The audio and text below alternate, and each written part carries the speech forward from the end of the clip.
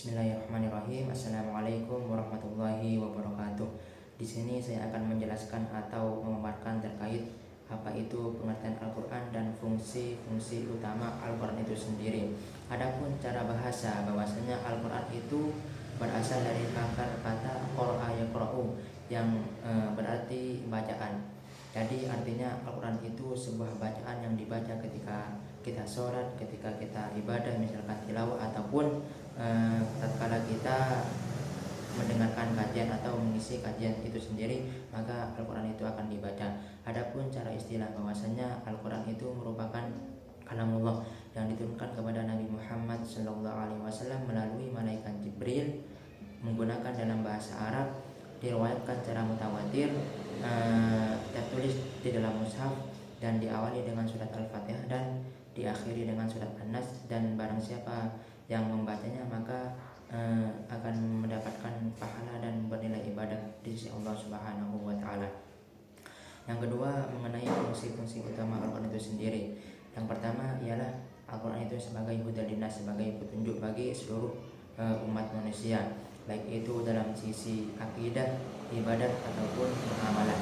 Adapun yang kedua, bahwasanya Al-Quran itu merupakan sumber hukum utama untuk umat Islam, baik itu dalam hukum ibadah seperti sholat, puasa, haji, zakat ataupun umroh.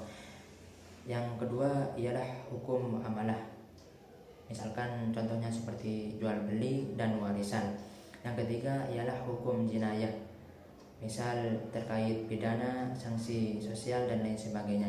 Adapun yang ketiga, bahwasanya Al-Quran itu sebagai peringatan atau sebagai nasihat untuk kita semua, yang menggambarkan mengenai kesaksian amal atau balasan dari amal itu sendiri, sehingga orang-orang baik akan mendapatkan surganya Allah Subhanahu wa taala, dan orang-orang buruk yang senantiasa bermaksiat maka akan mendapatkan nerakanya Allah Subhanahu wa taala. Dan juga sebagai berisi dengan sebuah kisah-kisah para nabi yang tentunya akan mendapatkan banyak hikmah atau pelajaran yang bisa kita ambil.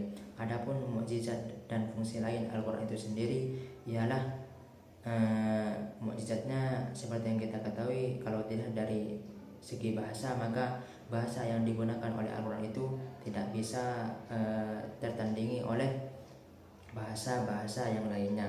Terus mukjizat sisi kedua ialah terkait ayat-ayat kauniyah atau penciptaan manusia, alam semesta dan lain sebagainya, sehingga sains itu yang membenarkan Al-Quran, bukan Al-Quran yang membenarkan sains.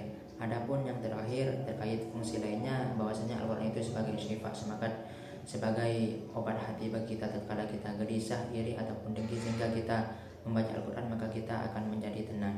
Adapun yang kedua terkait fungsi lainnya ialah sebagai Al-Furqan atau pembeda, sehingga kita bisa mengetahui mana yang hak dan mana yang batil, mana yang maksiat, mana yang taat, mana yang syirik, dan mana yang tauhid.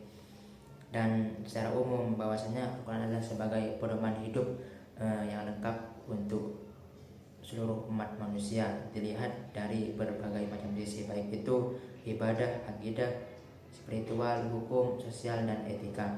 Mungkin hanya ini yang bisa kami sampaikan, kurang lebihnya mohon maaf. Wassalamualaikum warahmatullahi wabarakatuh.